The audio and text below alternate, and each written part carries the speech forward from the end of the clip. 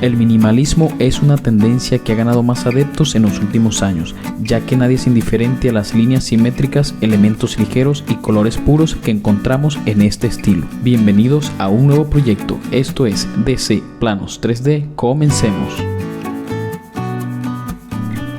Este proyecto se trata de una vivienda de estilo minimalista, la cual tiene unas medidas de 8 metros de ancho por 13 metros de profundidad.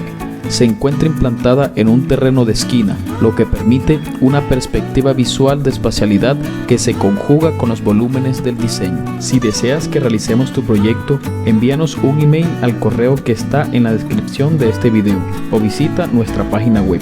También puedes adquirir los planos de esta vivienda, de esta manera nos apoyas para seguir trayendo este tipo de contenido. Suscríbete, dale like y comparte este video para que la comunidad crezca cada día. En el primer nivel encontramos la terraza que da hacia el acceso principal, un recibidor, el comedor que está conectado hacia la cocina, el estacionamiento, almacenamiento bajo las escaleras, un baño social y la zona de labores. Por último, un jardín interno que dota de iluminación y ventilación natural a todos los ambientes. En el segundo nivel encontramos una sala de televisión, un baño social, 2 alcobas con baño interno y una habitación auxiliar. Todos los ambientes cuentan con excelente iluminación y ventilación natural. Quédate para que recorramos juntos los ambientes de esta vivienda. Y recuerda seguirnos en nuestras redes sociales que encontrarás en la descripción de este video.